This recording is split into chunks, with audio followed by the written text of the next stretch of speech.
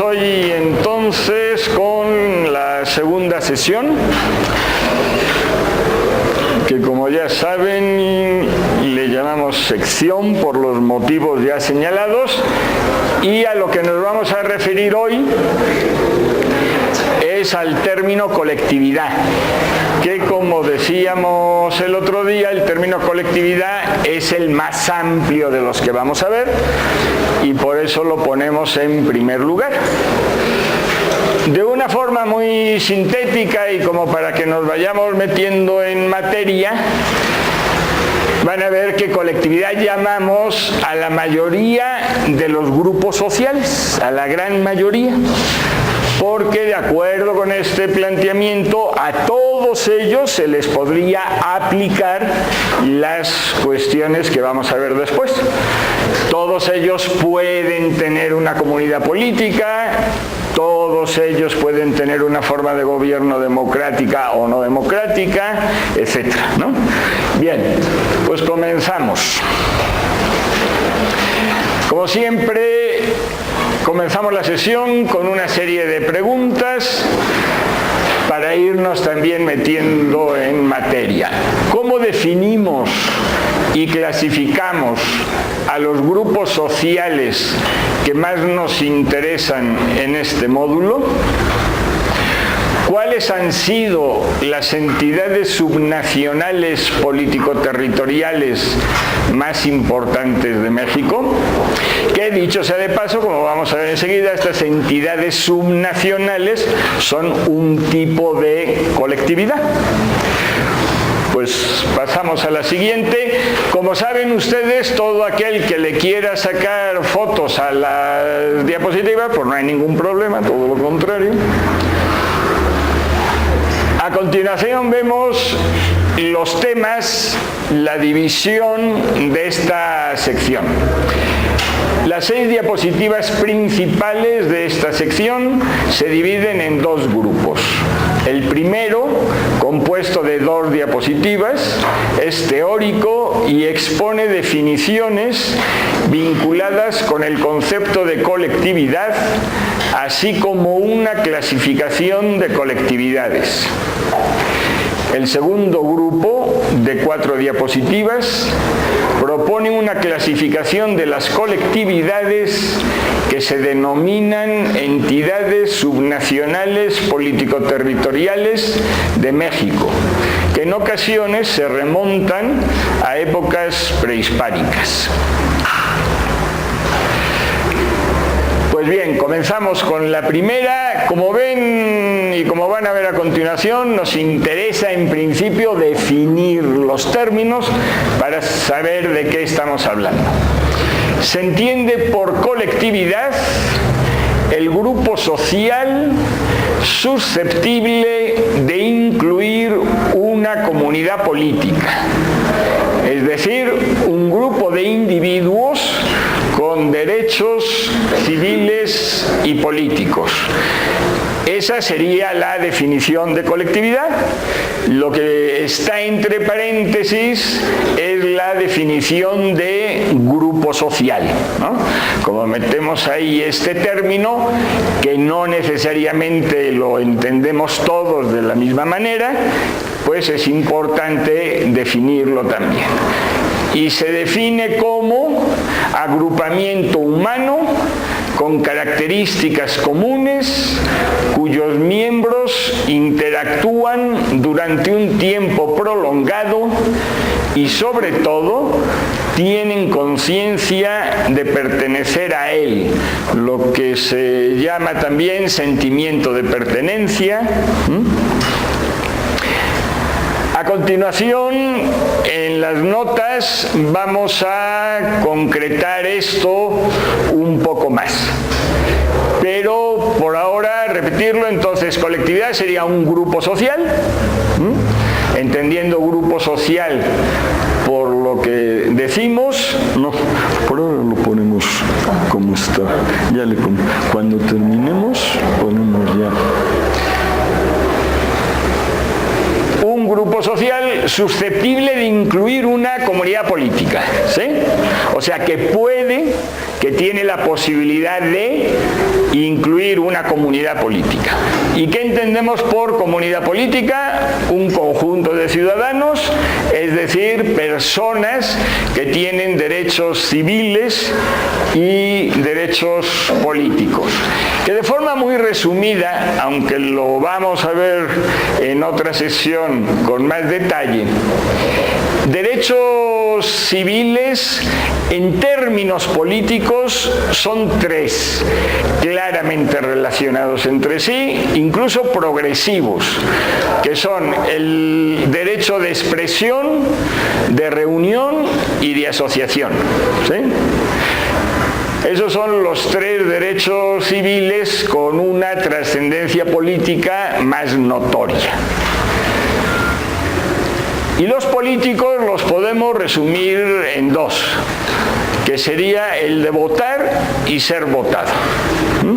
Entonces, en toda colectividad podemos plantearnos si esas cosas existen o no, tanto los derechos civiles como los derechos políticos. Los únicos grupos sociales que no conforman colectividades son los denominados elementales o primarios, como la familia y los grupos de amigos, por lo que todos pertenecemos a varias colectividades, ¿sí? Quitando esos, todos los otros grupos sociales, es decir, universidad, empresa, colonia donde vivimos, pueblo donde vivimos, ciudad, estado, país, todo eso serían colectividades. Y por lo tanto todos pertenecemos no a una sola colectividad, sino a varias colectividades. Una asociación deportiva, un sindicato, etc. Y ahora vamos a verlo, es un poco más claro. Dado que solo las colectividades pueden tener comunidad política, solo a estos grupos sociales se les puede aplicar el concepto de régimen político, ¿sí? Que es la forma de gobernar.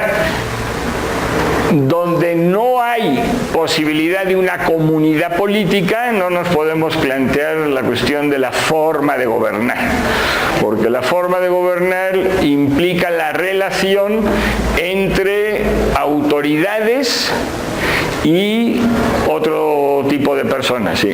Gobernados, vamos a decir, entre gobernantes y gobernados, ¿no? En todos los ejemplos que he dicho antes, eso nos lo podemos plantear.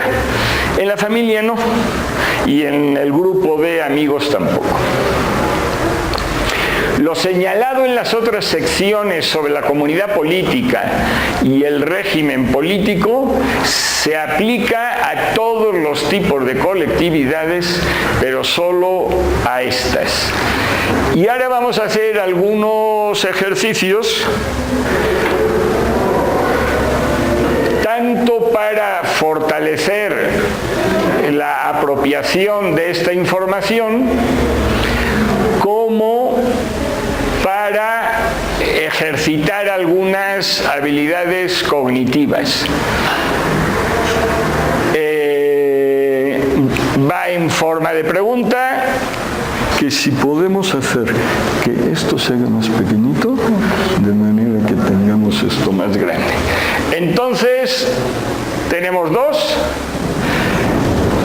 De acuerdo con lo dicho en esta diapositiva y en las páginas 14 y 15 del Lizcano tal, eso para cuando se vea la proyección en internet, pues la idea es que puedan vincularse con el texto. Señalar cuál es el género y cuáles son las características diferenciadoras de las definiciones de colectividad y grupo social, ¿no? Entonces la pregunta está abierta. Vamos a comenzar, si les parece, con la definición de grupo social, ¿sí? Quitando el paréntesis.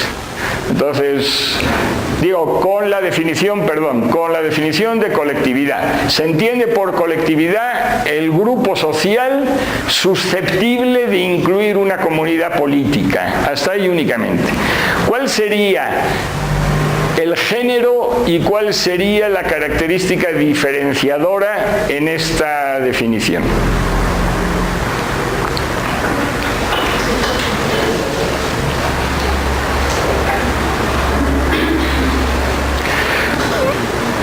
Mientras lo piensan, voy recordando lo que decíamos al respecto el otro día. El género es a la parte que pertenece lo definido, ¿no? Y la característica diferenciadora sería la característica que distingue, el rasgo que distingue lo definido de las otras cuestiones que pertenecen a su mismo género. El género sería grupo social. Ajá. Lo caracteriza sería algo siguiente, ¿no?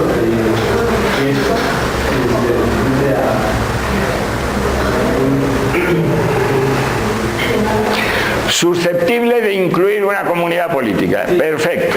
Entonces, colectividad, el género siempre se pone como primer elemento de la definición, ¿no? Entonces, la colectividad es un grupo social. ¿Todos los grupos sociales son colectividades? No. Por lo tanto, para hacer una buena definición, a continuación tengo que poner la característica que distingue a la colectividad de los otros grupos sociales. ¿Y cuál sería esa característica? Que es susceptible de incluir una comunidad política. Entonces, colectividad es un grupo social, pero dentro de los grupos sociales se caracteriza porque es el único que puede tener una comunidad política. Vamos a hacer eso mismo con respecto a la definición de grupo social. Leo otra vez la definición: agrupamiento humano con características comunes, cuyos miembros interactúan durante un tiempo prolongado y sobre todo tienen conciencia de pertenecer a él. ¿Cuál sería el género en esa definición?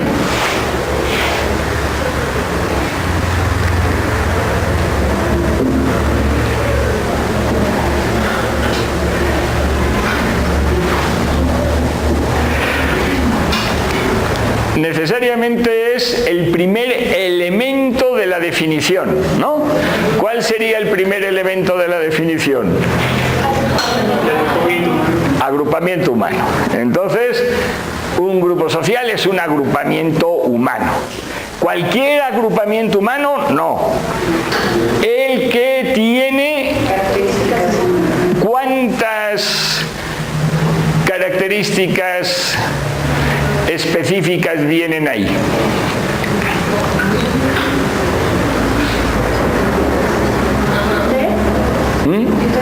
¿Tres? ¿Que serían cuáles? Características comunes, interactúan durante un tiempo prolongado y tienen una conciencia de pertenecer. Perfecto. ¿Sí? Entonces, tendríamos en primer lugar, repito, el género y después vienen las tres características diferenciadoras que tienen características comunes. Puede ser de mucho tipo, ¿no? Religiosas, étnicas, socioeconómicas, etcétera, ¿no? Que interactúan durante un tiempo prolongado. Y sobre todo tienen conciencia de pertenecer a él, sentimiento de pertenencia, que la persona se siente parte de ese agrupamiento humano. En otro momento se concreta esto, pero más vale que lo anticipemos para que lo tengan más claro. Esto parte de una clasificación de agrupamientos humanos, es decir, de conjuntos de personas, ¿no? ¿Qué distingue tres conjuntos de personas? Uno sería grupo social, que es el que estamos viendo, y los otros dos son categoría social y agregación. La categoría social es un agrupamiento humano que tiene características comunes, pero que no necesariamente sus miembros se consideran parte de él. Ejemplo, si uno dice la clase social de los obreros, no todos los obreros tienen necesariamente la conciencia de pertenecer a un grupo que es el de los obreros, ¿no? Entre otras cosas, no tendríamos claro dónde poner esos límites, ¿no? Incluimos pequeños propietarios, sí o no, incluimos artesanos, etc. Entonces, es, por así decirlo, la categoría social un agrupamiento estadístico. Y el otro, el agregado de personas, es el agrupamiento humano fortuito, como la cola de personas que están esperando para entrar en un cine, que no les une nada más que algo absolutamente temporal. ¿Sí? Entonces, estos serían los tres tipos de agrupamiento humano, tomado esto de Giddens, un sociólogo famoso, que tiene un libro precisamente de introducción a la sociología, muy interesante.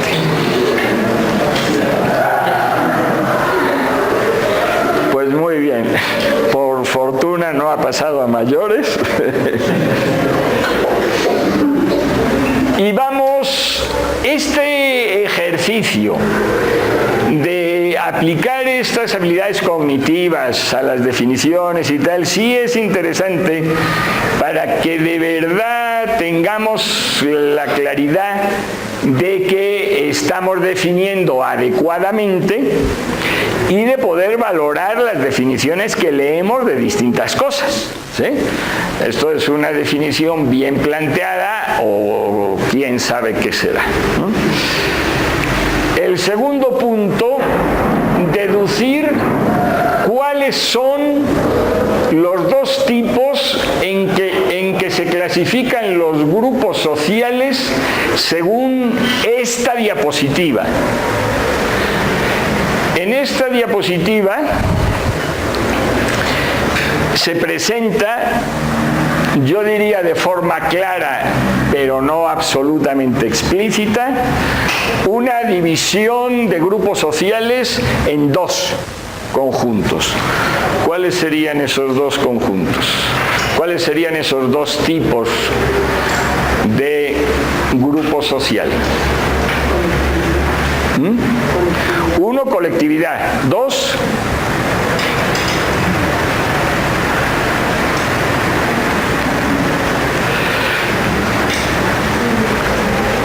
¿cuál sería el segundo tipo de grupo social manejado en esta diapositiva?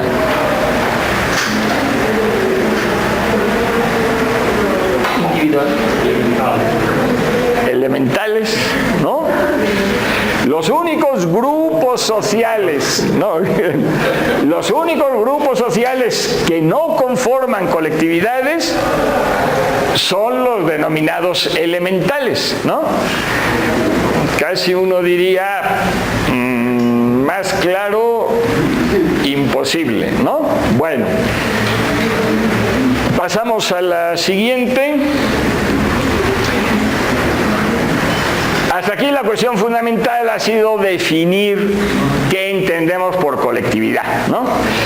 Y ahora, con la clasificación de colectividades, vamos a ver también la enorme diversidad de colectividades, de lo que entendemos por colectividad. Al inicio anticipaba algo de esto, pero ahora lo vamos a ver de forma más clara. Todos todos estos tipos de colectividades, lógicamente, son colectividades, ¿no? Y las dividimos en principio en dos: las soberanas o independientes políticamente y las subordinadas o dependientes políticamente, que son las que forman parte de las soberanas, ¿sí? Entonces, todas estas serían colectividades. Dentro de las soberanas distinguimos dos principales, que no se nos olvide que este planteamiento está hecho para poder aplicarse a cualquier periodo de la historia universal. Entonces tenemos que abarcar cualquiera de esas manifestaciones y obviamente lo tenemos que expresar pues, de forma muy sintética, sin hacer unas listas excesivamente largas. Entonces, las colectividades soberanas las dividimos en sociedades y en imperios. Las sociedades, que serían unas colectividades más sencillas que los imperios, en definitiva los imperios serían conjuntos de sociedades, ¿no? Las sociedades se podrían dividir en tres, que son simple, complejas agrícolas e industriales, ¿sí? Las simples, que englobarían lógicamente las sociedades más sencillas, desde las sociedades recolectoras, cazadoras, ¿sí?, hasta las agrícolas sencillas también. Luego las agrícolas complejas y por último las industriales. Y los imperios, que como decíamos serían conjuntos de sociedades agrícolas e industriales. Por el lado de las colectividades políticamente dependientes, también en un intento de síntesis, las hemos dividido en dos, ¿no? Las que llamamos entidades subnacionales, es decir, dentro de la nación, político-territoriales, es decir, que tienen un territorio definido y en general una autoridad política, son entidades establecidas para administrar, ¿sí?, y las organizaciones. Y vamos a distinguirlas. Las entidades subnacionales político-territoriales están compuestas por familias y tienen intereses múltiples que se relacionan con los ámbitos más diversos de la existencia, ¿sí? Lo podemos pensar esto desde un pueblo pequeño. En un pueblo pequeño está compuesto de familias. Luego vamos a ver por oposición que las organizaciones están compuestas básicamente de adultos, no de familias. Y están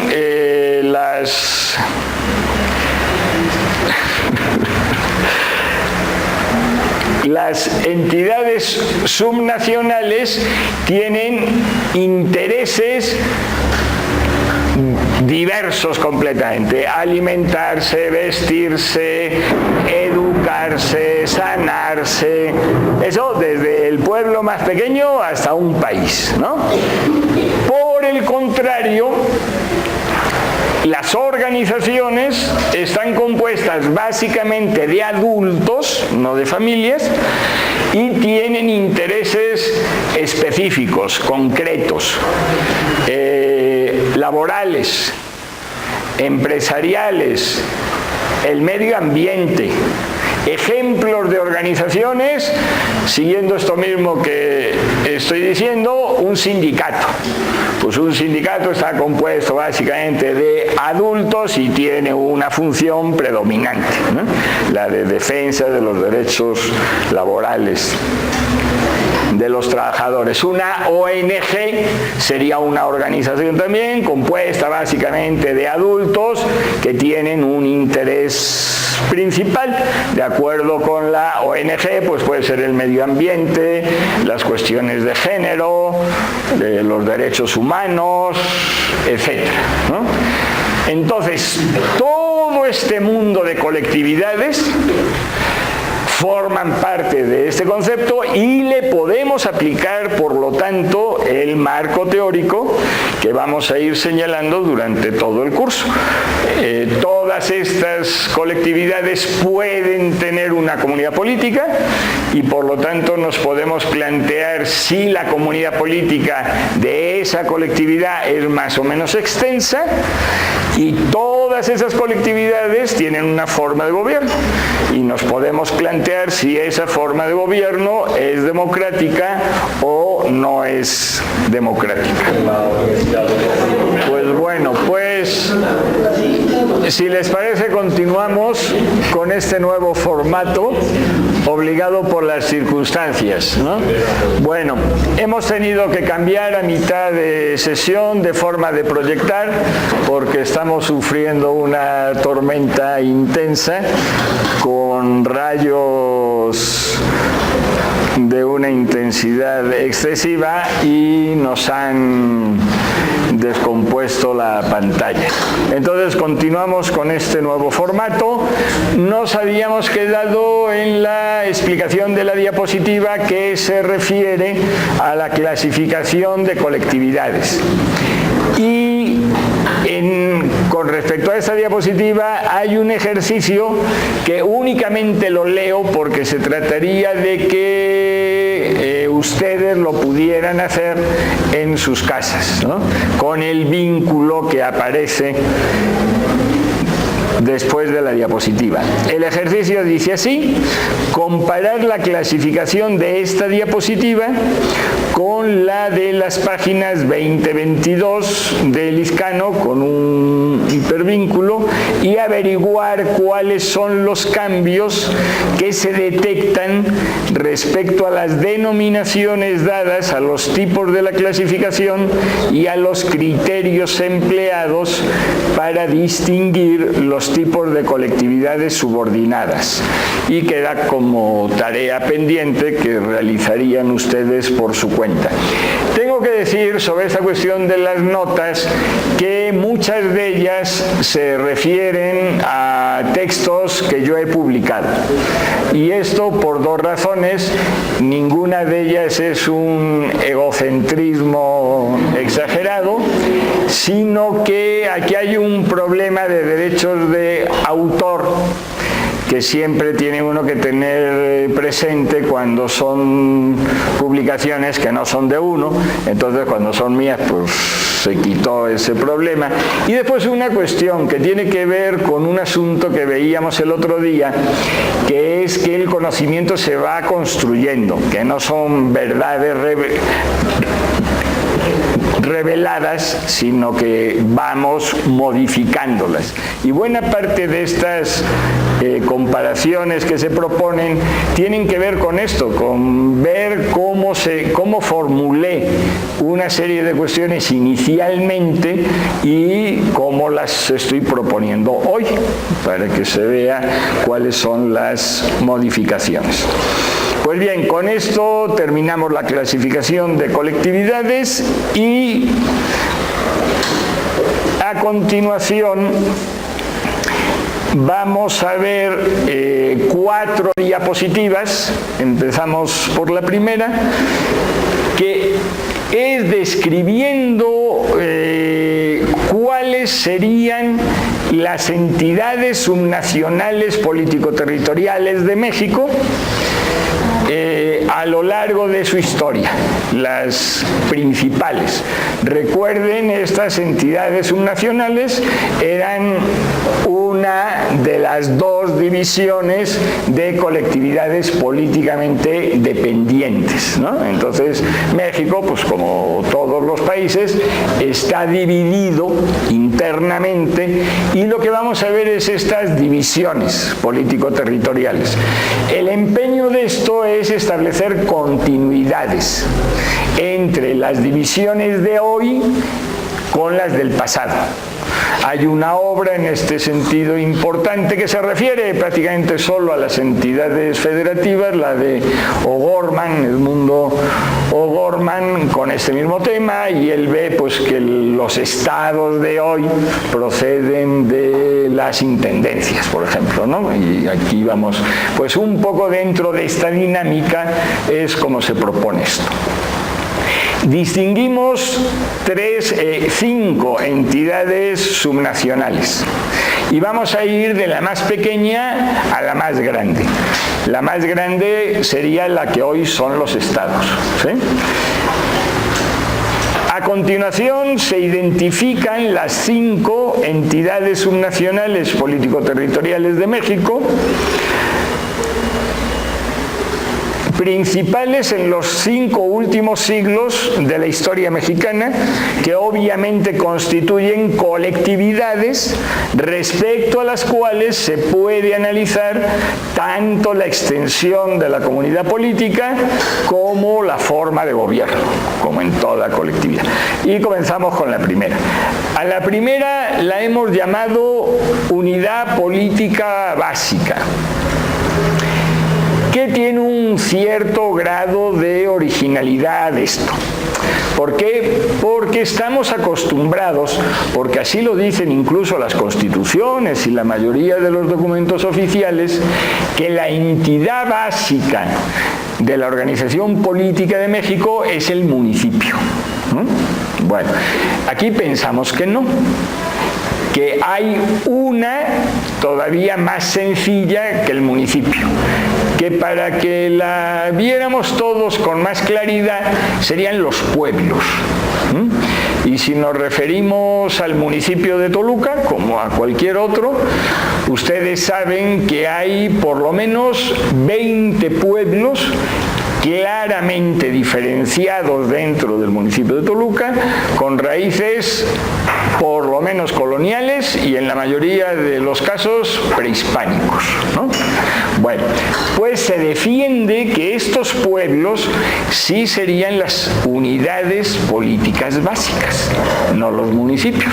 Los municipios, en definitiva, como lo vamos a ver a continuación, porque sería el segundo nivel, pueden estar compuestos de una unidad política básica solo o de varias, porque sí tenemos, como saben ustedes también, en el Estado de México, algunos municipios que se componen de un solo pueblo: Almoloya del Río, Mexicalcingo, Chapultepec, etcétera, ¿no? ¿Esto será pueblo o villa también? Ajá. Ahora lo vamos a ver, que en definitiva teóricamente lo podemos dividir y lo vamos a señalar como comunidades o ciudades, y ahora vamos con ello.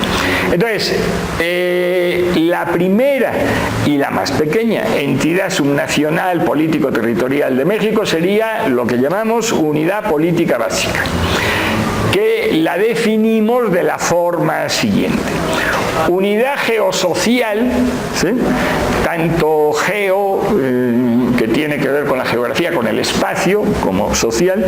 Unidad geosocial sería el género de la definición, con raíces profundas en el tiempo, primera característica diferenciadora, con sólidos sentimientos de pertenencia representados en elementos humanos o sobrenaturales.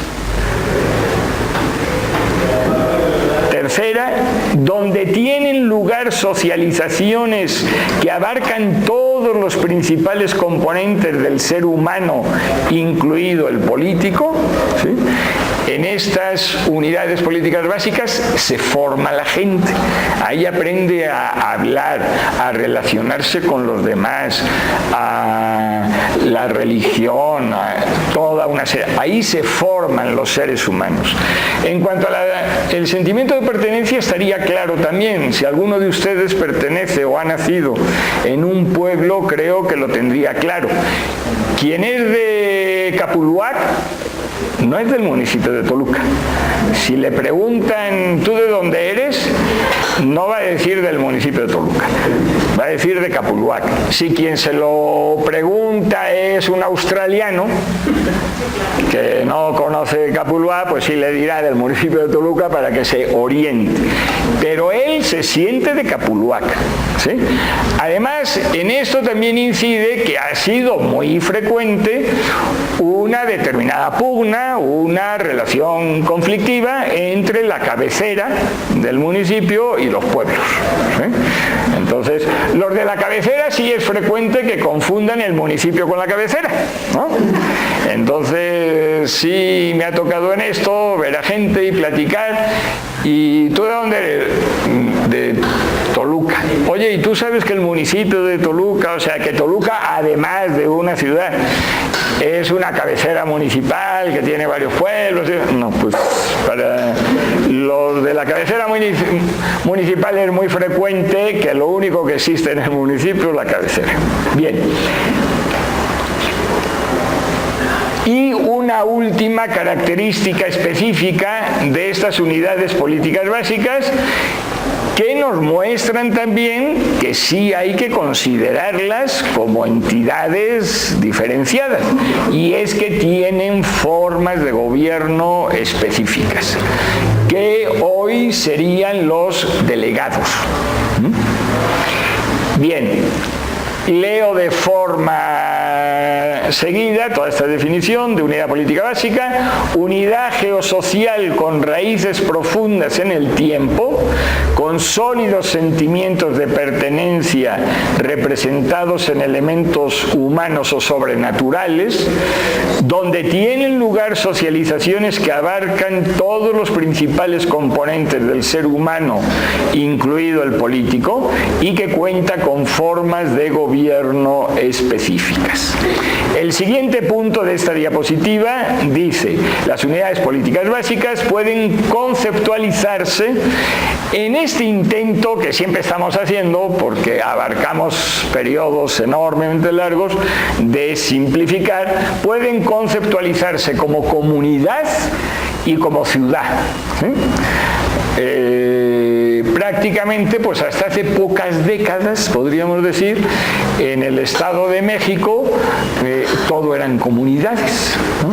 Las ciudades realmente como tal, como entendemos hoy, pues son prácticamente casi, si se me apura, de la segunda mitad del siglo XX, ¿no? Casi. Bueno. Otro punto, se diferencian de las otras entidades subnacionales político-territoriales por su menor grado de institucionalización, y por eso se las ha tenido como relativamente olvidadas, ¿no? El municipio está institucionalizado desde los documentos jurídicos más de nivel superior, como las constituciones. Lo mismo los estados, lo mismo todas las que vamos a ver, pero estas no han estado debidamente institucionalizadas. Y para poner aquí un poco un ejemplo de cómo podría ser esto en el Estado de México, se dice lo siguiente: en el Estado de México, con 125 municipios, más de 500 localidades cumplirían hoy con las características de las unidades políticas básicas, y mayoritariamente están asociadas con las tres categorías políticas más importantes, que son las de ciudad, villa y pueblo. Aunque depende esto de las zonas del estado. En el suroeste es frecuente que las rancherías también las podamos considerar como unidades políticas básicas, porque cumplen con esta definición que hemos hecho. Pues bien, esta diapositiva, por lo tanto, se refiere a este primer nivel de entidades subnacionales político-territoriales, y ahora vamos con la segunda diapositiva dedicada a este mismo tema, que se refiere precisamente a lo que hoy llamamos municipios. Pero como queremos abarcar otro tipo de entidades que se han llamado de otras formas a lo largo de la historia, como vamos a ver, pues le tenemos que poner otro nombre. En este caso, el nombre que le hemos puesto no es nuestro, procede de otro autor, que concretamente es Bernardo García Martínez, es un historiador, geógrafo, que tiene una serie de obras muy buenas, ¿no? De él hemos tomado esta denominación, que es unidad básica de la organización política. Entonces, no es la unidad política básica, sino la unidad básica de la organización política institucional.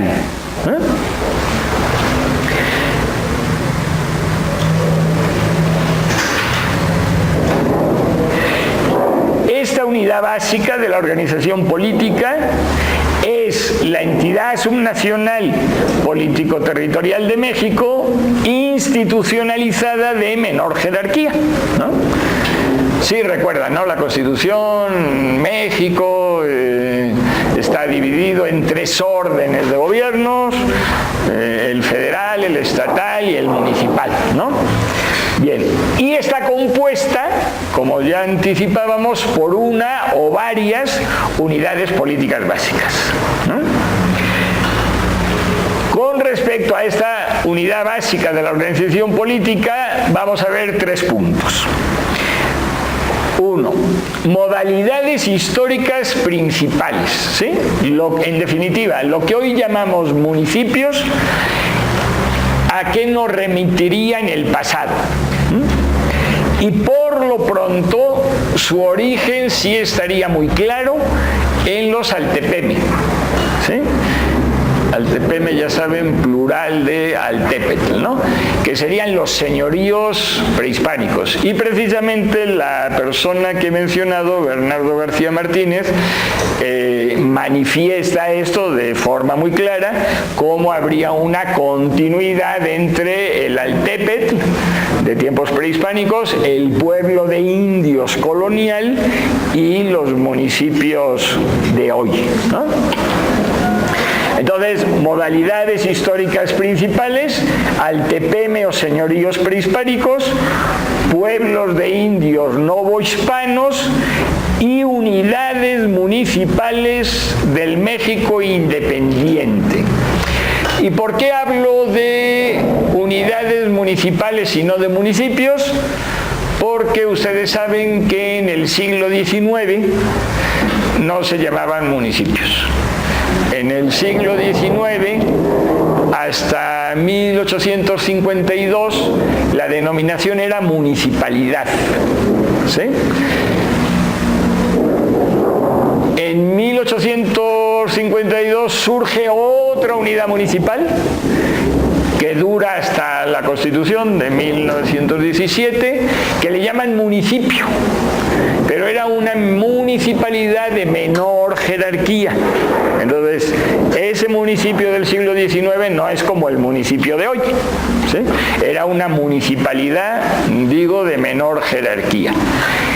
Y después se pasa a lo que conocemos hoy, a partir de la Constitución de 1917, como una única unidad municipal, que es el municipio, como lo conocemos hoy. Entonces, repito, las modalidades habrían sido el altepeme o señorío prehispánico, los pueblos de indios novohispanos y las unidades municipales del México independiente.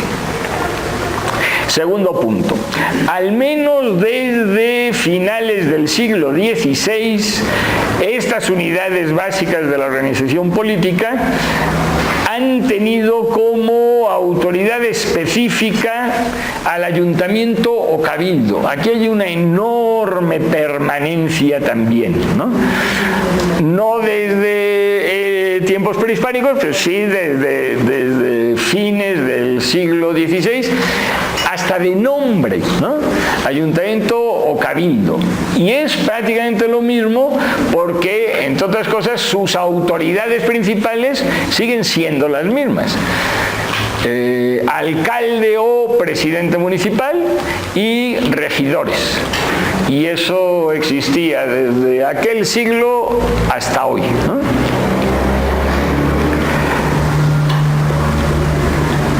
Al menos desde finales del siglo XVI, estas unidades básicas de la organización política han tenido como autoridad específica al ayuntamiento o cabildo, que ha residido en la cabecera municipal correspondiente y que ha tenido como sus miembros más característicos al alcalde o presidente municipal y los regidores. Esta cuestión de las cabeceras municipales también es interesante porque han tenido una permanencia verdaderamente enorme, ¿sí? Son en el Estado de México muy escasos los casos, valga la redundancia, en los que hay cambio de cabecera municipal, pero no muy escasos, o sea, escasísimos, ¿no? Hicimos un recuento desde aproximadamente 1824 hasta hoy y solo fue en 2, 3 municipios. Uno de ellos, Los Reyes La Paz, que por eso tiene ese nombre ambivalente, que oficialmente es La Paz, pero como cambió la cabecera, etcétera, ¿no? Pero es uno de los poquísimos. Esto es bien interesante desde otros puntos de vista porque indica una permanencia de las élites municipales y que estas cabeceras municipales no son solo cabeceras municipales, sino en definitiva son centros articuladores del municipio. En la cuestión política, por supuesto, pero también en general en la cuestión económica y una serie de situaciones. Muy bien. Y en el tercer punto, lo voy a leer sin mayores explicaciones porque es lo que les comentaba antes de los cambios en las unidades municipales. En el Estado de México, estas unidades municipales se han compuesto de las municipalidades de 1824, 1917, los municipios de 1852 a 1917, que tenían un rango menor que el de las municipalidades, y los municipios vigentes desde 1917. Por tanto, en 1825-1852 y desde 1917 hasta hoy solo existió un tipo de unidad municipal, la municipalidad en el primer lapso y el municipio en el segundo. Pero en 1852-1917 convivieron 2 unidades municipales, la municipalidad y el municipio, siendo la primera de mayor rango que la segunda.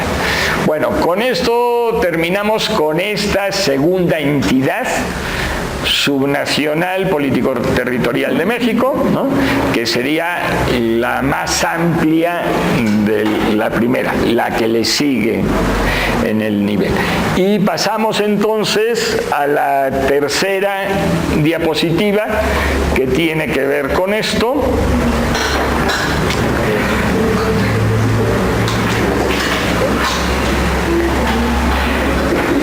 Esta diapositiva se refiere a 2 entidades subnacionales. La primera, las 2 son intermedias. ¿Y por qué le llamamos intermedias? Porque están entre lo que hoy sería el Estado y lo que hoy sería el municipio, ¿sí? A eso se debe este nombre de intermedia.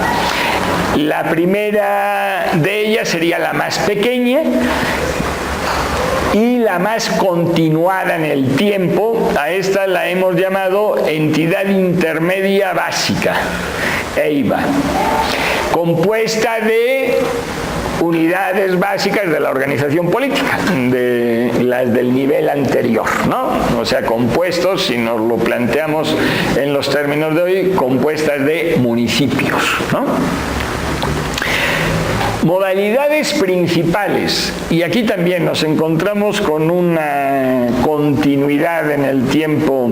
Esta continuidad, sobre todo, se comprueba en el ámbito territorial. Las de los municipios, mucho también, es decir, cambian de nombre, pueden cambiar en este caso de naturaleza de sus autoridades, pero los territorios siguen siendo enormemente similares.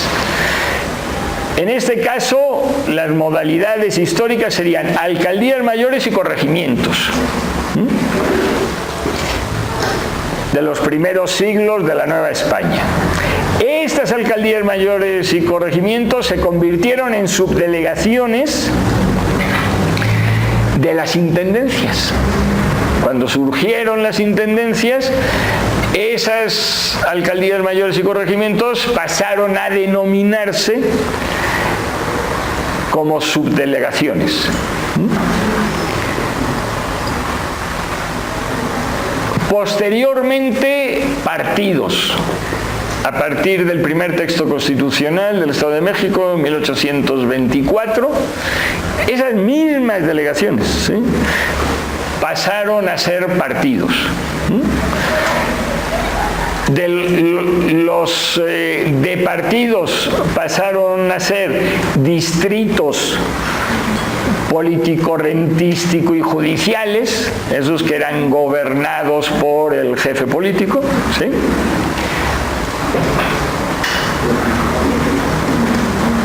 Después pasaron, a partir de la Constitución de 1917, donde se quitaron esos jefes políticos, estas entidades intermedias básicas pasaron a convertirse en distritos rentísticos y judiciales. Y después se han quedado como lo que son hoy, que son distritos judiciales. Pues bien, los distritos judiciales de hoy son absolutamente parecidos a las alcaldías mayores y los corregimientos de la colonia.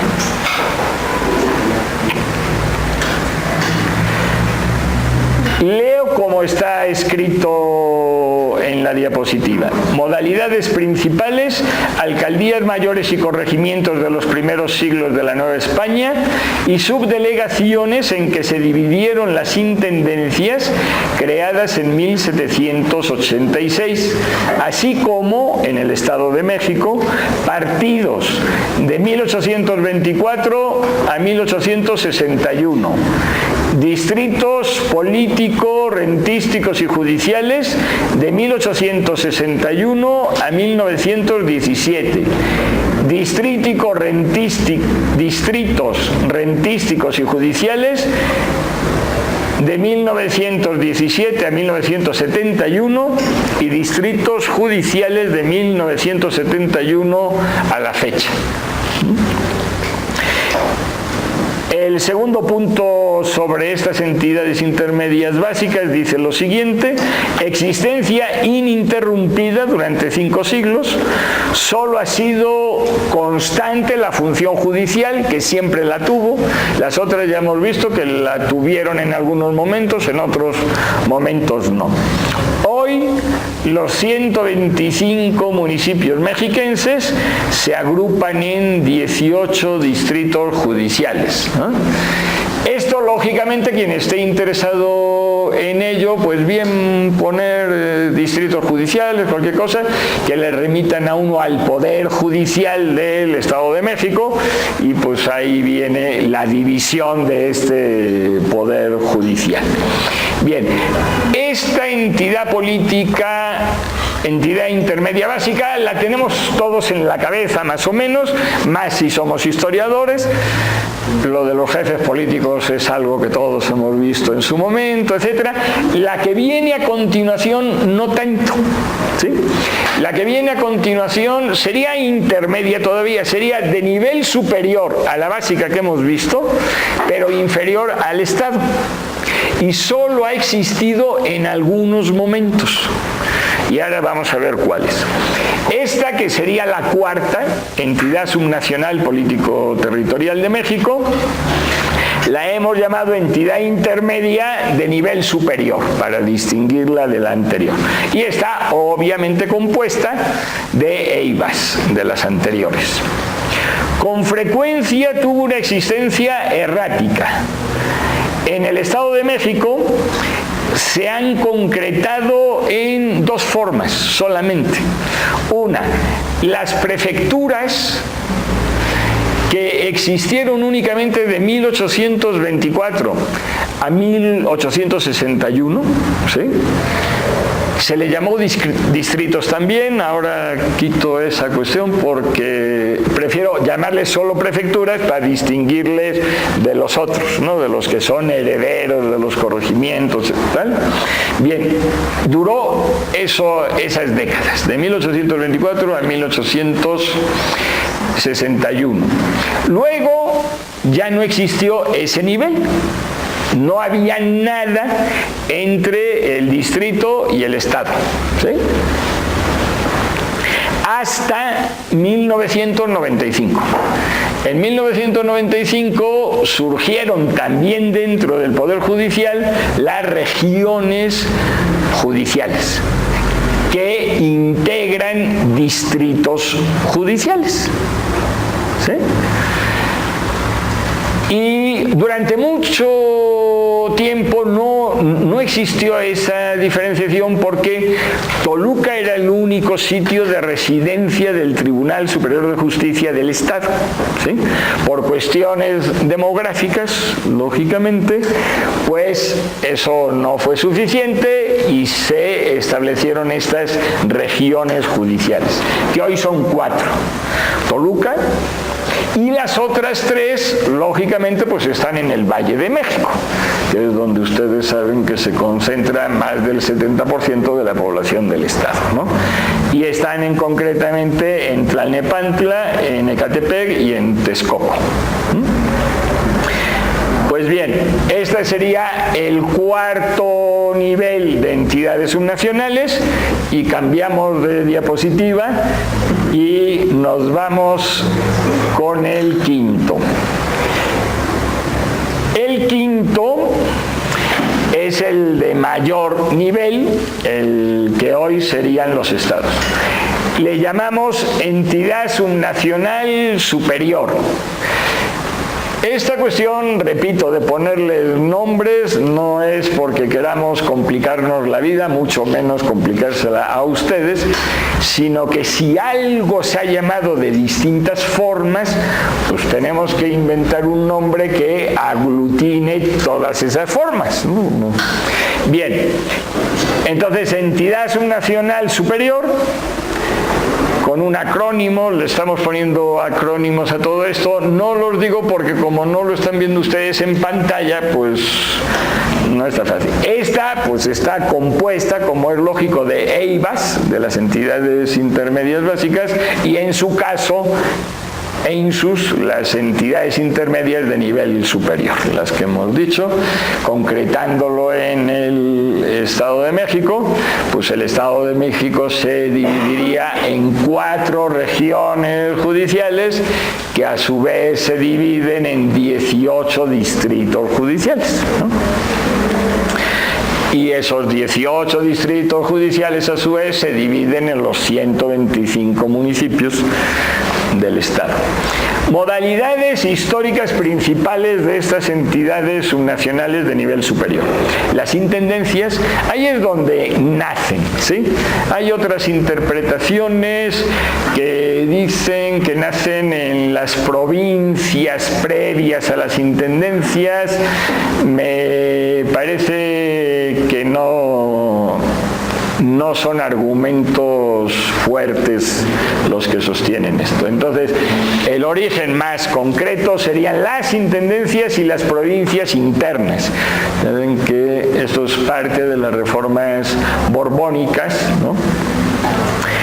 Las intendencias fueron en las zonas más al centro de la Nueva España y las provincias internas, aunque se llamaran provincias internas, eran las de la periferia, ¿no? Bien, entonces, intendencias y provincias internas introducidas por las reformas borbónicas en la segunda. Las provincias, luego pasaron a llamarse provincias, las provincias derivadas de la Constitución Gaditana de 1812, el departamento típico del centralismo, decimonónico, y las entidades propias del federalismo, que serían el Estado, el territorio y el Distrito Federal. Recuerdan ustedes que una serie de zonas relativamente poco pobladas también durante mucho tiempo fueron territorios, no tenían la categoría de estados sino la de territorios, y si no me acuerdo mal, como por la década de 1970 los últimos territorios se convirtieron, creo que uno de ellos era Quintana Roo, se convirtieron en estados, ¿no? Bueno, todas estas entidades muestran esta continuidad territorial verdaderamente impresionante, ¿no? Si vamos a la cuestión de los departamentos de las épocas centralistas, obviamente era un tipo de autoridad distinta, ¿no?, de la de los estados, pero territorialmente no solían cambiar, permanecían los mismos límites, ¿no? Y de todo esto se deriva la permanencia ininterrumpida desde las últimas décadas del siglo XVIII hasta hoy de este último nivel de entidad subnacional. Pues bien, con respecto a todos estos niveles, dado que son colectividades, nos podemos plantear esas cuestiones que vamos a ver en las sesiones posteriores de extensión de la comunidad política y forma de gobierno. Porque en absoluto el hecho de que un nivel tenga una forma de gobierno significa que otros la tengan. Y eso lo vamos a ver en sesiones posteriores. Ahora vamos a ver algunos ejercicios que no se preocupen ustedes, están, creo, los que quedan pensados para realizarlos no presencialmente, sino en sus casas. El primero dice así: comparar la clasificación de las entidades subnacionales político-territoriales de México, presentada en estas diapositivas, con la incluida en las páginas 37-48 del Lizcano, con el hipervínculo correspondiente, con la finalidad de averiguar cuál es el criterio seguido en ambos casos para clasificar tales entidades.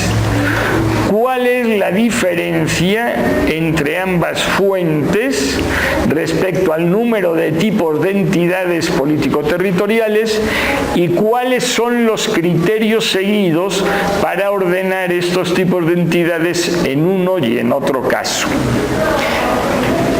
Aquí un anticipo, solamente viendo esta cuestión de cómo el conocimiento pues va cambiando. Este primer tipo de entidad subnacional, el que he llamado unidad política básica, al principio yo no lo contemplaba, no. Y fue a través de ciertas investigaciones que lo conecté con este y digo, hombre, pues si esto se tiene que independizar, ¿no? De manera que quien lea algunas publicaciones mías anteriores, pues encontrará esta diferencia.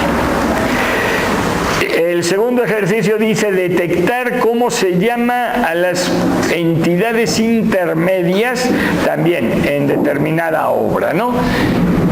Y en una obra en la que participé yo, pero fue colectiva, y las llamábamos supramunicipales en lugar de intermedias, obviamente pues porque eran entidades que agrupaban a varios municipios. Y la última, averiguar cuáles son las EIBAs, las entidades intermedias básicas y las unidades básicas de la organización política de un Estado de la República Mexicana. Aquí los ejemplos estos más concretos los hemos referido al Estado de México porque sí hay cambios en los distintos estados, ¿no? Y como estamos en el Estado de México, etcétera, y es el que más conocemos, pues entonces los ejemplos ya de cosas más concretas sí las hemos puesto explícitamente sobre el Estado de México. Y ahora una última diapositiva que la vamos a tener en todas las sesiones a partir de hoy, que serían 3 preguntas a manera de evaluación, ¿no? O de recapitulación, o como lo quisiera ver cada uno. Esta es la última diapositiva y las preguntas son las siguientes. Y estas sí se las hago, ¿no?, a ustedes para ver qué responden. La primera, ¿cómo se cataloga al pueblo de indios de la colonia? 3 respuestas para que digan ustedes cuál es la correcta. A, B y C, ¿no? A, una comunidad. B, una entidad subnacional superior. C, una unidad básica de la organización política. ¿La C? Perfecto, ¿sí? Y uno podría pensar que es la A también, pero es la C, ¿no? Porque estos pueblos de indios, y ustedes lo sabrán, fueron evolucionando, se fueron fragmentando, pero inicialmente lo más frecuente es que fuera, como hoy, una cabecera y varios pueblos sujetos, así se les denominaba, ¿no? La segunda pregunta, felicidades a quienes lo vieron de forma tan clara y rápida. ¿Cómo se conceptualiza al distrito político, rentístico y judicial del siglo XIX? Una colectividad soberana, A. B, una entidad intermedia básica, C, una unidad básica de la organización política. B. Pues perfecto, ¿no? Lo cual me deja muy contento porque a pesar de no haber dispuesto de la pantalla y la última, que va en el mismo sentido de las anteriores, ¿qué es un Estado mexicano de hoy?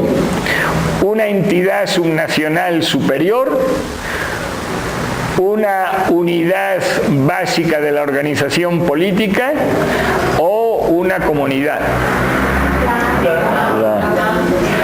Pues muchas felicidades y que sean ustedes muy felices. Con esto damos por terminada la sesión de hoy.